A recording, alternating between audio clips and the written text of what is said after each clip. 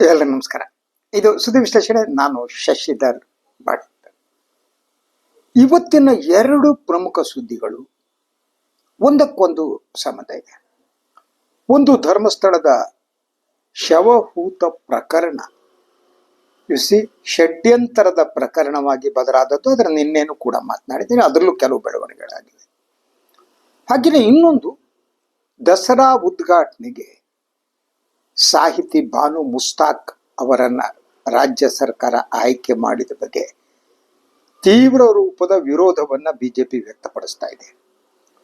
ಈ ಬಗ್ಗೆ ಈ ಮೊದಲು ಸ್ವಾಗತಿಸಿದ್ದ ಮೈಸೂರಿನ ಸಂಸತ್ ಸದಸ್ಯರು ರಾಜವಂಶಸ್ಥರು ಎಂದು ಹೇಳಲಾದ ಯದುವೀರ್ ಕೂಡ ಅವರು ತಮ್ಮ ಟೋಪಿಯನ್ನು ತಿರುಗಾಕಿದ್ದಾರೆ. ಅದರ ಜೊತೆಗೆ ರಾಜಮಾತೇನೋ ಇನ್ನಾರ ಮಾತೇನೋ ಅವರು ಮಾತನಾಡಿದ್ದಾರೆ. ಸೊ ಇಲ್ಲಿ ಕೆಲವು ಬಹಳ ಮುಖ್ಯವಾದ ಪ್ರಶ್ನೆಗಳಿವೆ. ಬಿಜೆಪಿ ಯಾಕೆ ಬಾನು ಮುಸ್ತಾಕ್ ಅವರನ್ನ ವಿರೋಧಿಸ್ತಾರೆ ಅಂತ ನೋಡಿ, ಇವೆರಡಕ್ಕೊಂಥರ ಇಂಟರ್ಲಿಂಕ್ ಅಂತ. ಈ ಎರಡೂ ವಿಚಾರಗಳಿಗೂ ಏನಿದೆ, ಒಂದು ಇಂಟರ್ಲಿಂಕ್ ಇದೆ ಅಂತ ನಾನು ನಂಬಿದ್ದೀನಿ, ಎರಡಕ್ಕೂ ಅಷ್ಟೇ. ಸೊ ಈ ಎರಡರ ಹಿಂದೆ ಒಂದು ವಿಭಿನ್ನ ಮನಸ್ಥಿತಿ ಇದೆ ಅನ್ನೋದು ನನಗೆ ಹೆಚ್ಚು ಕುತೂಹಲಕರವಾದದ್ದು. ಈ ಎರಡು ವಿಭಿನ್ನ ವಿಚಾರಗಳಿಗೆ ವಿಭಿನ್ನ ಮಾನದಂಡವನ್ನು ಬಳಸಲಾಗ್ತಾ ಇದೆ. ಆ ವಿಭಿನ್ನ ಮಾನದಂಡದ ಹಿಂದಿನ ಮನಸ್ಥಿತಿ ಇದೆಯಲ್ಲ, ಅದ್ರ ಬಗ್ಗೆ ನಾನು ಮಾತನಾಡಬೇಕು. ಒಂದು ಮೊದಲು ಬಾನು ಮುಸ್ತಾಕ್ ಅವರನ್ನು ನೋಡೋಣ. ಕನ್ನಡದ ಪ್ರಮುಖ ಸಾಹಿತಿ ಮಾತ್ರ ಅಲ್ಲ, ಅವರಿಗೆ ಇಂಟರ್ನ್ಯಾಷನಲ್ ಬುಕರ್ ಪ್ರಶಸ್ತಿ ಕೂಡ ಬಂದಿದೆ ಅಲ್ವಾ. ಸೊ ಅದರಿಂದ ಕನ್ನಡಕ್ಕೆ ಬಂದ ಮೊದಲ ಪ್ರಶಸ್ತಿ ಅದು ಟ್ರಾನ್ಸ್ಲೇಷನ್ಗೆ ಬಂದಿದ್ದು. ಇದು ಟ್ರಾನ್ಸ್ಲೇಷನ್ಗೆ ಬಂದಿರುವುದರಿಂದ ಟ್ರಾನ್ಸ್ಲೇಟರ್ಗೆ ಕೊಡಬೇಕು ಅನ್ನುವಂಥ ಒಂದು ಮೊಂಡು ವಾದವನ್ನು ಕೆಲವರು ಇಟ್ಟಿದ್ದಾರೆ. ಅವರಿಗೆ ಬಾನು ಮುಸ್ತಾಕ್ ಅವ್ರ ಬಗ್ಗೆ ಬೇಸರ ಸಿಟ್ಟು. ಇದಕ್ಕೆ ಕಾರಣ ಅಂದರೆ ಅವರು ಅಲ್ಪಸಂಖ್ಯಾತ ಸಮುದಾಯಕ್ಕೆ ಸೇರಿದವರು ಅಂತ. ಅವರ ಇಡೀ ಹೋರಾಟ, ಕನ್ನಡ ಸಾಹಿತ್ಯಕ್ಕೆ ಅವರ ಕೊಡುಗೆ ಯಾವುದನ್ನು ಈ ಕ್ಷುಲ್ಲಕ ಜನ ಪರಿಗಣನೆ ತಗೊಳಕ್ ಸಿದ್ಧ ಇಲ್ಲ. ಅದು ಎಷ್ಟರ ಮಟ್ಟಿಗೆ ಯಾವ ಸ್ಥಿತಿ ಹೋಗಿದೆ, ಬಿಜೆಪಿ ಯಾವ ರೀತಿ ತಗೊಂಡಿದೆ ಅಂದರೆ, ಕೇಂದ್ರ ಸಚಿವ ಒಬ್ಬರಿದ್ದಾರೆ ದಕ್ಷಿಣ ಕನ್ನಡದವರು, ಶೋಭಾ ಕರಂದ್ಲಾಜೆ ಅಂತ. ಅವರು ಯಾವುದೇ ಕಾರಣಕ್ಕೂ ಚಾಮುಂಡಿ ಬೆಟ್ಟವನ್ನ ಬಾನು ಮುಸ್ತಾಕ್ ಹತ್ತಬಾರದಂತೆ.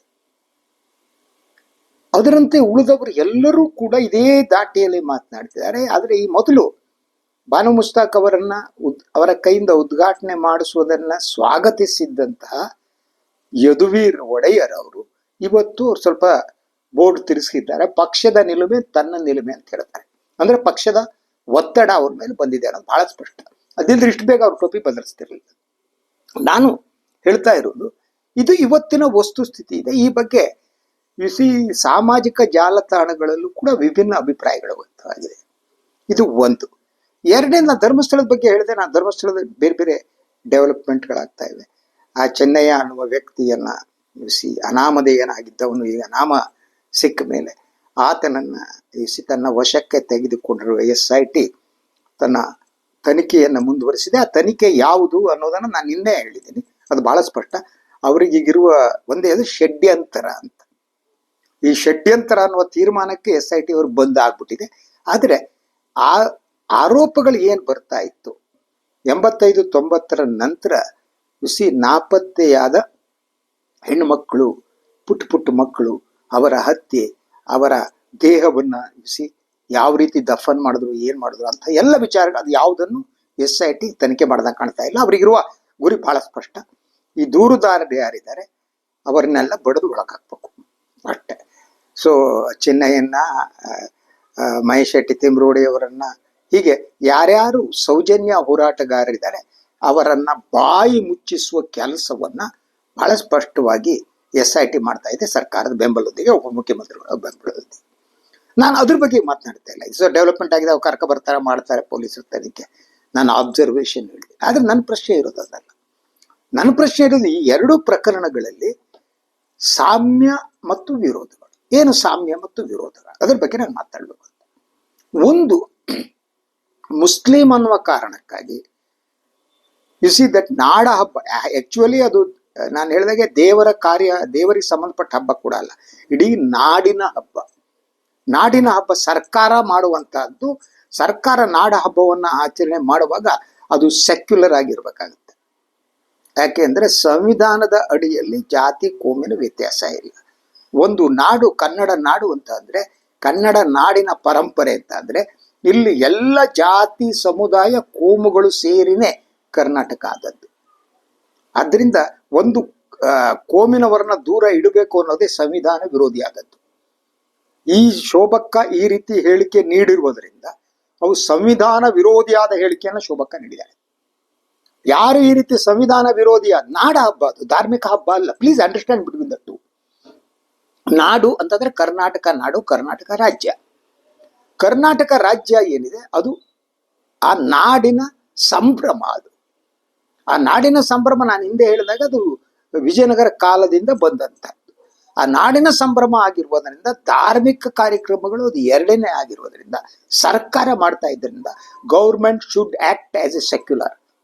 ಅದರಿಂದ ಸರ್ಕಾರ ಕೋಮುವಾದಿ ಜಾತಿವಾದಿ ಆಗಬೇಕು ಅಂತ ಹೇಳುವುದೇನಿದೆ ಶೋಭಕ್ನಂತವರು, ಅಶೋಕ್ ಇತ್ಯಾದಿಗಳು, ಅದೇ ಸಂವಿಧಾನ ವಿರೋಧಿ ಆದದ್ದು. This first thing I want to clarify. ಅದರಿಂದ ಯಾರ್ಯಾರು ಕೋಮು ಕಾರಣಕ್ಕಾಗಿ ದಟ್ ಬಾನು ಮುಸ್ತಾಕ್ ಅವರು ಉದ್ಘಾಟನೆ ಮಾಡಬಾರದು ಅಂತಂದ್ರೆ ಅದು ಸಂವಿಧಾನ ವಿರೋಧಿಯಾದದ್ದು. ಅವರ ವಿರುದ್ಧ ಕಾನೂನಿನ ಪ್ರಕಾರ ಕ್ರಮ ತಗೊಳ್ಬೋದು. ಸರ್ಕಾರ ಶುಡ್ ಥಿಂಕ್ ಇಟ್ಬೋದು, ಅವ್ರ ಮೇಲೆ ಕೇಸ್ ಹಾಕಬೇಕು.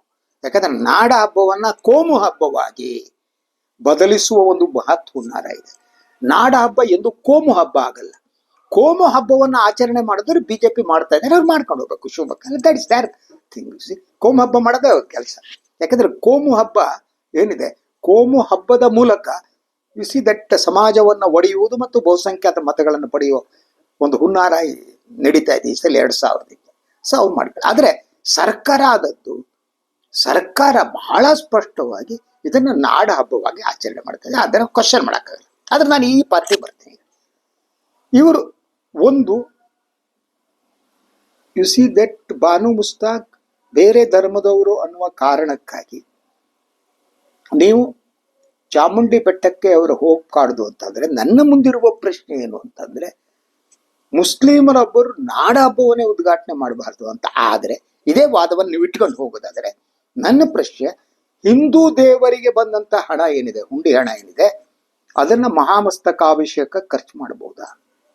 ಜೈನ ಧರ್ಮದ ಪ್ರಚಾರಕ್ಕೆ ಖರ್ಚು ಮಾಡಬಹುದಾ? ಈ ಬಗ್ಗೆ ಸಾಮಾಜಿಕ ಜಾಲತಾಣಗಳ ಹಲವು ರೀತಿಯ ಅಭಿಪ್ರಾಯಗಳು ಬರ್ತವೆ. ನಾನು ಈಗ ಕೇಳ್ತಾ ಇರುವ ಪ್ರಶ್ನೆ ಏನಿದೆ ಅದು ಸಾಮಾಜಿಕ ಜಾಲತಾಣಗಳೇ ಹಲವರು ಕೇಳುವ ಪ್ರಶ್ನೆ ಆಗಿದೆ. ಅದನ್ನೇ ನಾನು ಕೇಳ್ತಾ ಇರೋದು. ಸೊ ಹಾಗಿರುವಂತ ಸಂದರ್ಭದಲ್ಲಿ ನಾನು ವಿರೋಧ ಇಲ್ಲ. ನನ್ನ ನಿಲುವು ಸ್ಪಷ್ಟಪಡಿಸ್ತೀನಿ. ನೀವು ಹಿಂದೂ ದೇವರ ದುಡ್ಡನ್ನ ದಟ್ ಜೈನ ಧರ್ಮದ ಖರ್ಚು ಮಾಡಿದ್ರೆ ನನ್ನ ವಿರೋಧ ಇಲ್ಲ. ನಾನು ಯಾವ ಧರ್ಮದ ದುಡ್ಡು ಇನ್ನೊಂದು ಧರ್ಮದ ಯಾವುದಕ್ಕೋ ವೆಚ್ಚ ಮಾಡಿದ್ರೆ ನಾನು ಅದನ್ನ ವಿರೋಧಿಸಲಾರೆ. ಆದ್ರೆ ತರ್ಕ ಅನ್ನೋದಿರುತ್ತಲ್ಲ, ಈ ಡಬಲ್ ಗೇಮ್ ಆಡುವ ಈ ಮನಸ್ಥಿತಿಗಳ ಬಗ್ಗೆ ನಾವು ಕೇಳೋದಂತ. ಇಸ್ಲಾಂ ಕೂಡ ಬೇರೆ ಧರ್ಮ, ಜೈನಿಸಂ ಕೂಡ ಬೇರೆ ಧರ್ಮ. ಜೈನರಿಗೆ ಸ್ವತಂತ್ರ ಧರ್ಮದ ಮಾನ್ಯತೆ ಕೊಡಲಾಗಿದೆ ಈ ದೇಶದಲ್ಲಿ ಅಲ್ವಾ? ಸೊ ಜೈನ ಎಲ್ಲ ಇನ್ಸ್ಟಿಟ್ಯೂಷನ್ಗಳು ಅಲ್ಪಸಂಖ್ಯಾತ ಇನ್ಸ್ಟಿಟ್ಯೂಷನ್ಗಳು ಅಂತೇಳಿ ಅವ್ರಿಗೆ ಮನ್ನಣೆ ಸಿಕ್ಕಿದೆ. ಅವರು ಡೀಮ್ಡ್ ಯೂನಿವರ್ಸಿಟಿಗಳು ಇನ್ನೊಂದು ಆಗಿದ್ದಾರೆ. ಆದ್ರಿಂದ ಅವರು ಹಿಂದೂ ಧರ್ಮದಿಂದ ಕವಲ್ ಹೊಡೆದ್ರು ಕೂಡ ಜೈನಿಸಂ ಹಿಂದೂಯಿಸಂ ಅಲ್ಲ, ಅದು ಇನ್ನೊಂದು ಧರ್ಮ, ಇನ್ನೊಂದು ಕೋಮು.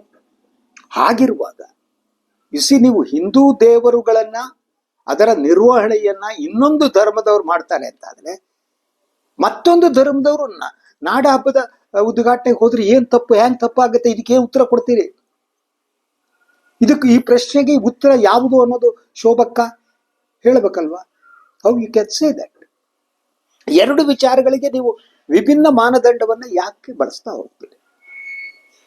ಇದು ಪ್ರಶ್ನೆ. ಅದ್ರ ಜೊತೆಗೆ ಏನು ದಸರಾ ಇದಕ್ಕೆ ಬನ್ನಿ. ದಸರಾ ಇತಿಹಾಸವನ್ನು ನೋಡ್ತಾ ಹೋದ್ರೆ, ಯಾವಾಗ ಮೈಸೂರು ಒಡೆಯರ್ ಏನಿದ್ದಾರೆ ಅವರು ಅಧಿಕಾರದಲ್ಲಿ ಇಲ್ಲಿದ್ದಾಗ ಹೈದರಾಲಿ ಮತ್ತು ಟಿಪ್ಪು ಸುಲ್ತಾನ್ ಇದ್ದಾರಲ್ಲ, ಅವರು ದಸರಾವನ್ನು ನಿಲ್ಲಿಸಿದ್ರ? ಈ ಪ್ರಶ್ನೆಗೆ ಉತ್ತರ ಕಂಡುಕೊಳ್ಳೋದು ಗೊತ್ತಾ ನಿಮ್ಗೆ? ಹೈದರಾಲಿ ಮತ್ತು ಟಿಪ್ಪು ಸುಲ್ತಾನ್ ಇಬ್ರು ಕೂಡ ದಸರಾವನ್ನ ಮುಂದುವರಿಸಿಕೊಂಡು ಬಂದಿದ್ರು. ಶ್ರೀರಂಗಪಟ್ಟಣದಲ್ಲೇ ದಸರಾ ನಡೀತಿತ್ತು. ಅಲ್ಲೂ ಕೂಡ ಬನ್ನಿ ಮಂಟಪ ಇದೆ, ಬರ್ತಾ ಇತ್ತು. ಅವರು ಅಧಿಕಾರದಲ್ಲಿದ್ದಷ್ಟು ಕಾಲ ದಸರಾ ಏನಿದೆ ನಾಡ ಹಬ್ಬವಾಗಿ ಅವರು ಆಚರಣೆ ಮಾಡ್ತಿದ್ರು. ಆಗ ಯಾರು ಅವ್ರು ಮುಸ್ಲಿಮರಸರು ಮಾಡುವಂತಹ ದಸರಾ ನಾವು ಒಪ್ಗಳಲ್ಲ ಅಂತ ಹೇಳಿದ್ರೇನ್ರಿ? ಯಾರು ಹೇಳಕ್ಕಾಗತ್ತಾ? ಯಾರು ನೋಬಿಡಿ. ಇಷ್ಟು ಕಮ್ಯುನಲ್ ಆಗಿರ್ಲಿಲ್ಲ ಅವತ್ತು. ಟಿಪ್ಪು ಹೈದರಾಲಿ ಏನ್ ಕೆಲಸ ಮಾಡಿದ್ರು ಅನ್ನೋದು ಮುಖ್ಯ ಆಗಿತ್ತು. ಅವರು ಹಿಂದೂ ದೇಗುಲಗಳಿಗೆ ದುಡ್ಡು ಕೊಡ್ತಿದ್ರು. ಯಾರು ಅದನ್ನ ರಿಜೆಕ್ಟ್ ಮಾಡಿದ್ರ? ಎಷ್ಟು ಹಿಂದೂ ದೇಗುಲಗಳಿಗೆ ಟಿಪ್ಪು ಸುಲ್ತಾನ್ ಹೈದರಾಲಿಗಳು ವಾರ್ಷಿಕದ ಇದನ್ನು ಕೊಡ್ತಾ ಇದ್ರು? ಇತಿಹಾಸ ತೆಗೆದು ನೋಡಿ ಎಷ್ಟು ಜನಕ್ಕೆ ಕೊಡ್ತಾ ಇದ್ರು ಅಂತ. ಸೊ ಶೃಂಗೇರಿ ಸೇರಿದಂತೆ ಹಲವು ದೇವಸ್ಥಾನಗಳು, ನಮ್ಮ ಗೋಕರ್ಣ ಎಲ್ಲ ಕಡೆ ಟಿಪ್ಪು ಹೆಸರಿನಲ್ಲಿ ಯಾಕೆ ಪೂಜೆ ನಡೆಯುತ್ತೆ? ಟಿಪ್ಪು ಹೆಸರಿನ ಮಂಗಳಾರತಿ ಯಾಕೆ ನಡೆಯುತ್ತೆ? ಅದನ್ನು ಹಿಂದೂ ದೇವರುಗಳ ತಿರಸ್ಕಾರ ಮಾಡ್ತಾರ? ಶೃಂಗೇರಿಯಲ್ಲಿ ತಿರಸ್ಕಾರ ಮಾಡ್ತಾರ ಟಿಪ್ಪು ಮಂಗಳಾರತಿ ಬೇಡ ಅಂತ? ಗೋಕರ್ಣ ಇನ್ನೂ ಕೆಲವು ಕಡೆ ನಡೀತಾ ಇದೆ, ಅಲ್ಲಿ ತಿರಸ್ಕಾರ ಮಾಡ್ತಾರ? ಟಿಪ್ಪು ಹೆಸರಿನಲ್ಲಿ ಸಲಾಂ ಮಂಗಳಾರತಿ ಅಂತ ನಡೆಯುತ್ತಲ್ಲ, ಆ ಸಲಾಂ ಮಂಗಳಾರತಿಯನ್ನು ಯಾರು ವಿರೋಧ ಮಾಡ್ತಾರ? ಸೊ ಈಗ ಬಾನು ಮುಸ್ತಾಕ್ ಸಲಾಂ ಮಂಗಳಾರತಿ ಮಾಡ್ಬೋದು ಅಲ್ಲಿ. ನಿಮ್ದೇನ್ ಗಂಟು ಹೋಗೋದಿದೆ ಅದರಲ್ಲಿ? Why are doing everything is communal? ಯಾಕೆ ಮಾಡ್ತೀರಿ ಇದನ್ನ? ರಾಜಕೀಯ ಲಾಭಕ್ಕಾಗಿ ಈ ಬೆಂಕಿ ಹಚ್ಚುವ ಕೆಲಸ ಇದೆಯಲ್ಲ, ಹಾರಿಬಲ್ ಆದ್ದು.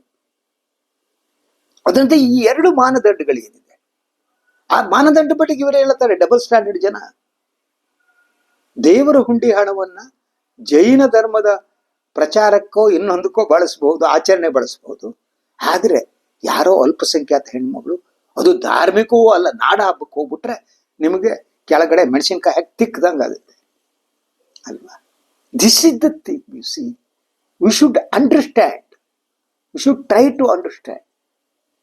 ಆದ್ರಿಂದ ಯು ಸಿ, ಒಂದು ನಾನು ಇದಕ್ಕೆ ಸಂಬಂಧಪಟ್ಟ ಹಾಗೆ ಬಹಳಷ್ಟು ವಿಚಾರಗಳನ್ನ ಹೇಳೋದಿದೆ ನಾನು. ಏನ್ ಗೊತ್ತಾ? ಸೊ ಆ ಧರ್ಮಕ್ಷೇತ್ರದಲ್ಲಿ ಬಹಳಷ್ಟು ಹೊಸ ಕಟ್ಟಡಗಳು ಬಂದಿವೆ. ಅಲ್ಲಿ ಕಳೆದ ಕೆಲವು ಡೆವಲಪ್ಮೆಂಟ್ ಬೇಕದು.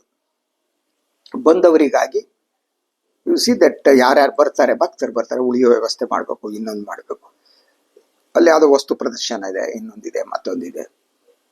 ಅದೆಲ್ಲ ಬದಲಾದ ಬಗೆಯನ್ನ ತಾವೇನಾದ್ರೂ ಯೋಚನೆ ಮಾಡಿದ್ದೀರಾ? ಆ ಆನೆ ಮಾವುತಂದು ಎಲ್ಲೋದು ಗೊತ್ತು, ಅವ್ರ ಮನೆಯನ್ನ ಕೆಡಿ ಹೋಟೆಲ್ ಕಟ್ಟಿದ್ರಿ, ಓಕೆ ಫೈನ್, ಯಾರಿಗ ಬೇಕು ಅಂತ. ಅದರ ಜೊತೆಗೆ ಒಂದು ಅಂದಾಜಿನ ಪ್ರಕಾರ ಆ ಪ್ರದೇಶದಲ್ಲಿ 30ಕ್ಕೂ ಹೆಚ್ಚು ಸಾಮಾನ್ಯರ ಮನೆಗಳನ್ನ ಅಲ್ಲಿ ಕೆಡವಿ ಅಲ್ಲಿ ಬೇರೆ ಬೇರೆ ಕಟ್ಟಡ ಕಟ್ಟಲಾಗಿದೆ ಅಂತ ಹೇಳ್ತಾ ಇದ್ದಾರೆ. ಹಲವರಿಗೆ ಕಂಪನ್ಸೇಷನ್ ಕೂಡ ಸಿಕ್ಕಿಲ್ಲ ಅಂತ ಹೇಳಲಾಗ್ತಾ ಇದೆ. ಆ 30 ಮನೆಗಳಲ್ಲಿ ಬಹಳಷ್ಟು ಮನೆಗಳಿವೆ. ಅದು ಬ್ರಾಹ್ಮಣರ ಮನೆಗಳು, ಹಿಂದೂಗಳ ಮನೆಗಳೇ ಆಗಿದ್ವಲ್ಲ. ಅದರಲ್ಲಿ ಸ್ಮಾರ್ತ ಬ್ರಾಹ್ಮಣರು, ದಟ್ ಕೊಂಕಣಿ ಬ್ರಾಹ್ಮಣರು ಹಲವು ಮನೆಗಳನ್ನು ಕಳ್ಕೊಂಡಿದ್ದಾರೆ. ಹಲವು ಮನೆಗಳು, ಅವರ ಮೂಲ ಮನೆ ಹೊರಟೋಗಿದೆ. ಕಣ್ಣೀರಾಗ್ತಾ ಎಲ್ಲೆಲ್ಲೋ ಅವ್ರ ಮಕ್ಕಳು ಏನಿದ್ದಾರೆ ಕೆಲಸ ಮಾಡ್ತಿದ್ದಾರೆ. ಅಲ್ಲಿರುವ ಅವ್ರಿಗೆ ದುಃಖ, ನೋವು, ಸ್ವಂತ ಮನೆಯನ್ನ ಕಳ್ಕೊಂಡಿದ್ದಾರೆ. ಅದು ಹೇಗೆ ಅನ್ನೋದು ಸುದೀರ್ಘ ಇತಿಹಾಸ. ಅದು ಅವರೇ ಯಾರೋ ಹೊರಗೆ ಬಂದು ಹೇಳ್ಬೋದು, ನಾನು ಹೇಳ್ಕೊಡುದು. ಆದರೆ ಅಲ್ಲಿ ಮೂಲ ಈ ಕೊಂಕಣಿ ಕುಟುಂಬಗಳು ಏನಿತ್ತು, ಅದೇ ಧರ್ಮಕ್ಷೇತ್ರ ಅಂತ ನಾವೇನು ನಂಬ್ತೀವಿ, ಆ ಕ್ಷೇತ್ರದಲ್ಲಿ ಅಲ್ಲಿದ್ದಂಥ ಮನೆಗಳನ್ನ ನೆಲಸಮ ಮಾಡಿ ಬೇರೆ ಕಟ್ಟಡವನ್ನು ಕಟ್ಟಲಾಯ್ತಲ್ಲ.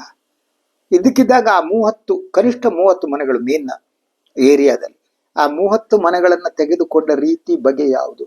ಈ ಪ್ರಶ್ನೆಯನ್ನ ಕೇಳುವವರಿದ್ದಾರೆ. ಈ ಪ್ರಶ್ನೆ ಅದರಿಂದ ಯು ಸಿ ದಟ್ ಅಲ್ಲೇನಾದರೂ ವ್ಯತ್ಯಾಸ ಆದರೆ ಆ ಕ್ಷೇತ್ರದಲ್ಲಿ ಅಲ್ಲಿ ಅನುಭವಿಸಿದವರು ಹಿಂದೂಗಳೇ. ಹಿಂದೂ ದೇವರಿಗೆ ಹುಂಡಿಗೆ ಬಂದ ಹಣ ಒಂದು ಕಡೆ, ಅದು ಯು ಸಿ ದಟ್ ಮಹಾಮಸ್ತಕಾಭಿಷೇಕದಂಥ ಜೈನ ಕಾರ್ಯಚಟುವಟಿಕೆಗೆ ಅದು ವೆಚ್ಚ ಆಗೋದು ಒಂದು. ಎರಡನೇದಾಗಿ ಅವರ ಅಭಿವೃದ್ಧಿಯ ವ್ಯಾಖ್ಯೆ ಇದೆಯಲ್ಲ, ಡೆವಲಪ್ಮೆಂಟ್ ಏನಂತೀವಿ, ಆ ಡೆವಲಪ್ಮೆಂಟ್ನಲ್ಲಿ ಅಲ್ಲಿ ಮನೆಗಳನ್ನು ಕಳೆದುಕೊಂಡುವವರು ಕೂಡ ಹಿಂದೂಗಳೇ ಆಗಿದ್ದಾರೆ. ಇದನ್ನು ತಾವು ಹೇಗೆ ಹೇಳ್ತೀರಿ? ತಾವಿದನ್ನು ಮಹಾನ್ ಹಿಂದುತ್ವದ ಪ್ರತಿಪಾದಕರು, ನಾವೇ ಆ ಕ್ಷೇತ್ರದ ಇದನ್ನು ಕಾಪಾಡುವವರು, ನಾವು ಎದ್ದು ನಿಲ್ತೀವಿ, ರಕ್ತ ಬಸಿತೀವಿ ಅಂತ ಹೇಳ್ಕೊಂಡು ಓಡಾಡ್ತಿದಾರಲ್ಲ ಎಲ್ಲ. ಇದಕ್ಕೇನಂತೀರಿ? ಒಂದು ಯು ಸಿ, ಹಿಂದೂ ದೇವರ ಹಣವನ್ನ ನೀವು ಜೈನ ಧರ್ಮದ ಅಭಿವೃದ್ಧಿಗೆ ವೆಚ್ಚ ಮಾಡೋದಾದರೆ ಅದೇ ಹಣವನ್ನ ಮುಸ್ಲಿಂ ಅಭಿವೃದ್ಧಿಗೆ ಯಾಕೆ ವೆಚ್ಚ ಮಾಡಬಾರ್ದು? What the difference between two ಹೇಳಿದ್ದಾರೆ ಅಲ್ವಾ? ಅದು ಕೂತಿರ್ಬೇಕು. ನಾನು ಯಾಕೆ ಮಾಡಬಾರ್ದು? So U see that religion ಮತ್ತೆ ನಾನು ಸ್ಪಷ್ಟಪಡಿಸ್ತೀನಿ, ನನ್ನ ವಿರೋಧ ಇಲ್ವೇ ಇಲ್ಲ. ಯು ಸಿ ಜೈನಿಸಂ ನಾನು ಅಪಾರವಾಗಿ ಗೌರವಿಸುವ ಧರ್ಮಗಳಲ್ಲಿ ಜೈನಿಸಂ ಕೂಡ ಒಂದು. I don't deny that. ಅಥವಾ ಜೈನರು ನನಗೆ ಗೊತ್ತಿದ್ದವರು ಯು ಸಿ ಅದ್ಭುತವಾದ ಸೇವೆ ಮಾಡೋರಿದ್ದಾರೆ, ಇನ್ನೊಂದಿದ್ದಾರೆ ಅಲ್ವಾ. ಆದರೆ ನೀವು ನಾನು ಸಂಜೆ 6 ಗಂಟೆ ಮೇಲೆ ನಾನು ಜೈನ ಧರ್ಮದ ಪ್ರಕಾರ ಊಟ ತಿಂಡಿ ಮಾಡಲ್ಲ, ನಾನು 6 ಗಂಟೆಗೆ ಊಟ ಮುಗಿಸ್ಬಿಡ್ತೀನಿ ಸೂರ್ಯೋದಯ ಅಂತ ಹೇಳ್ಕೊಬಿಟ್ಟು, ಅಥವಾ ಒಂದು ಸಣ್ಣ ಜೀವ ಜಂತು ಏನಿದೆ ಅದರ ಹತ್ಯೆಯನ್ನು ನಾವು ನಂಬಲ್ಲ ನಾನು ಜೈನಿಸಂ ಅಂದ್ಕೊಂಡು, ನೀವು ನಿಮ್ಮ ಪ್ರದೇಶದಲ್ಲಿ ಹಲವು ರೀತಿಯ ಹತ್ಯೆಗಳನ್ನು ನಡೆದ್ರೆ ಅದನ್ನ ಕಣ್ಣು ಮುಚ್ಚಿಕೊಳ್ತಾರೆ. ನೀವು ನಿಜವಾದ ಜೈನರು ಅಂತ ನಾನು ಹೆಂಗೆ ನಂಬಲಿ? ನೀವು ನಿಜವಾದ ಜೈನರಾದ್ರೆ ಅನಾಮಧೇಯ ಹೆಣಗಳಲ್ಲಿ ಬೀಳದಂತೆ ನೋಡ್ಕೊತಿದ್ರೆ ಅಲ್ವಾ? ನಿಮ್ ಜವಾಬ್ದಾರಿಯಾಗಿತ್ತು. ಜೈನಿಸಂ ಅದನ್ನೇ ಕಲಿಸುತ್ತೆ, ಪ್ರಾಣಿ ಹಿಂಸೆಯನ್ನು ವಿರೋಧಿಸುತ್ತೆ ಜೈನಿಸಂ. ನಾನು ಜೈನಿಸಮನ್ನು ಓದ್ಕೊಂಡಿದ್ದೀನಿ, ತೀರ್ಥಂಕರರ ಬೋಧನೆಗಳು ನನಗೆ ಗೊತ್ತು. ನನಗೆ ಬಹಳ ಇಷ್ಟ ಆಗುವ ಧರ್ಮಗಳು, ನನಗೆ ಎಲ್ಲ ಧರ್ಮಗಳು ಇಷ್ಟ ಆಗ್ತವೆ. ನಾನು ಕುರಾನ್ ಓದಿದ್ದೀನಿ, ಬೈಬಲ್ ಓದಿದ್ದೀನಿ, ಉಪನಿಷತ್ತು ಇದನ್ನು ಓದಿದ್ದೀನಿ, ವೇದಗಳು ಓದಿದ್ದೀನಿ. ಅದ್ರ ಬಗ್ಗೆ ಸ್ವಲ್ಪ ಮಾತನಾಡುವ ಶಕ್ತಿ ಜ್ಞಾನವನ್ನ ದೇವರು ನನಗೆ ಕೊಟ್ಟಿದ್ದಾನೆ. ಆದ್ದರಿಂದ ಜೈನಿಸಂ ಕೂಡ ನಾನು ಓದಿರುವ ಧರ್ಮಗಳಲ್ಲಿ ಒಂದು. ಹಾಗಿದ್ರೆ ನೀವು ಜೈನಿಸಂ ಅನ್ನ ನೀವು ಪಾಲಿಸುವವರಾದರೆ ನೀವು ನಿಮ್ಮ ಪ್ರದೇಶದಲ್ಲಿ ನಡೆಯುವ ಹಿಂಸೆಯನ್ನ ಹೇಗೆ ಒಪ್ಕೋತೀರಿ? ಆ ಹಿಂಸೆ ನಡೆಯುವುದಂತೆ ತಡೆಯಬೇಕಾದ್ದು ನಿಮ್ ಕೆಲಸ ಆಗಿತ್ತಲ್ವಾ? ಅತ್ಯಾಚಾರ ನಡೆಯದಂತೆ ಅದು ನಿಮ್ ಕೆಲಸ ಆಗಿತ್ತಲ್ವಾ? ಈ ಪ್ರಶ್ನೆಯನ್ನು ನಾನು ಮುಂದಿಟ್ಟಿದ್ದೇನೆ. ಉತ್ತರ ಕೊಡುವವರು ಕೊಡಿ, ನನಗೆ ಗೊತ್ತಿಲ್ಲ. ಆದರೆ ನನ್ನದು ಸತ್ಯನಿಷ್ಠೆ, ನನ್ನ ಧರ್ಮ ನಿಷ್ಠೆ ಅಂದರೆ ಅದು ಮಾನವ ಧರ್ಮ, ಮತ್ತು ನಾನು ಎಲ್ಲ ಧರ್ಮವನ್ನು ಗೌರವಿಸುವನು ಮತ್ತು ಪ್ರೀತಿಸುವವನು. ಎಲ್ಲ ಧರ್ಮದಲ್ಲೂ ನಾವು ಕಲಿಯಬೇಕಾದಿದ್ದೇವೆ. ಯಾವುದೇ ಒಂದು ಧರ್ಮ ನಮಗೆ ಬೇರೆ ಅಂತ ಅಲ್ಲ. ನಾನು ಭ್ರಾತೃತ್ವ ಇನ್ನೊಂದು ಕಲಿಯೋದಿದ್ರೆ ಕುರಾನ್ನಲ್ಲಿರುವ ಅದ್ಭುತವಾದ ಮಾತುಗಳನ್ನು ನಾನು ಕೇಳಿಸ್ಕೊಂಡಿದ್ದೀನಿ. ಬೈಬಲ್ ಪ್ರಾರ್ಥನೆಯನ್ನ ಬೈಬಲ್ ಕಳಿಸೋ ಇನ್ಯಾವುದು ಕಳ್ತಿಲ್ಲ. ಸಬ್ಮಿಷನ್ ಟು ಗಾಡ್ ಅಂತೀವಿ, ನಮ್ಮ ಭಕ್ತಿ ಪಂಥ ಸಬ್ಮಿಷನ್ ಹೇಳುತ್ತಲ್ಲ ಹಾಗೆ. ಅದರಿಂದ ಜೈನಿಸಂ ಅಹಿಂಸಾ ಪರಮೋ ಧರ್ಮ, ಅಹಿಂಸಾ ಪರಮೋ ಧರ್ಮ ಅಂತ ಹೇಳೋ ಜೈನಿಸಂ. ಆದ್ರೆ ನಾವೆಲ್ಲ ನಿಜವಾದ ಧಾರ್ಮಿಕರಾಗಬೇಕು ಅಂತಂದ್ರೆ ನಮ್ಮ ಮನಸ್ಸಿನ ಒಳಗಿರುವ ಕಲ್ಮಶ ಇದೆಯಲ್ಲ ಅದು ತೆಗೆದಾಕ್ಬೇಕು, ದ್ವೇಷ ಇದೆಯಲ್ಲ ತೆಗೆದಾಕ್ಬೇಕು, ಹಿಂಸೆ ಇದೆಯಲ್ಲ ಅದು ತೆಗೆದಾಕ್ಬೇಕು, ಕಾಮ ವಾಂಛೆ ಇದೆಯಲ್ಲ ಅದನ್ನ ತೆಗೆದಾಕ್ಬೇಕು. ಹಾಗಿದ್ರೆ ಮಾತ್ರ ನಾವು ನಿಜವಾದ ಧಾರ್ಮಿಕರಾಗ್ತೀವಿ, ಇಲ್ಲ ಡಾಂಬಿಕರಾಗ್ತೀವಿ. ಈಗ ಆಟ ನಡೀತಾ ಇರೋದು ಡಾಂಬಿಕರದೇ. ಈ ಧರ್ಮದ ಹೆಸರು ಹೇಳಿದ ಡಾಂಬಿಕರುಗಳು, ನಾನೇ ಧರ್ಮಿಷ್ಠ ಅಂತ ಹೇಳುವ ಮಾಧ್ಯಮದ ಡಾಂಬಿಕರು, ಅವ್ರದ್ದೇ ರಾಜ್ಯ ಇದು. ಇದಾಗ್ತೀವಿ ಇವತ್ತಿನ ಸುದ್ದಿ ವಿಶ್ಲೇಷಣೆ. ಇನ್ನೊಂದು ವಿಚಾರ ಮತ್ತೆ ಬರ್ತೀನಿ. ನನ್ನ ಮೈಂಡ್ ಲೈಕ್ ಮಾಡಿ, ಸಬ್ಸ್ಕ್ರೈಬ್ ಮಾಡಿ, ಬೆಲ್ ಐಕಾನ್ ಪ್ರೆಸ್ ಮಾಡೋದಕ್ಕೆ ಮರಿಬೇಡಿ. ಹಾಗೆ ಸಾಧ್ಯ ಆದರೆ ಸಹಾಯ ಮಾಡಿ. ಎಲ್ಲರಿಗೂ ನಮಸ್ಕಾರ.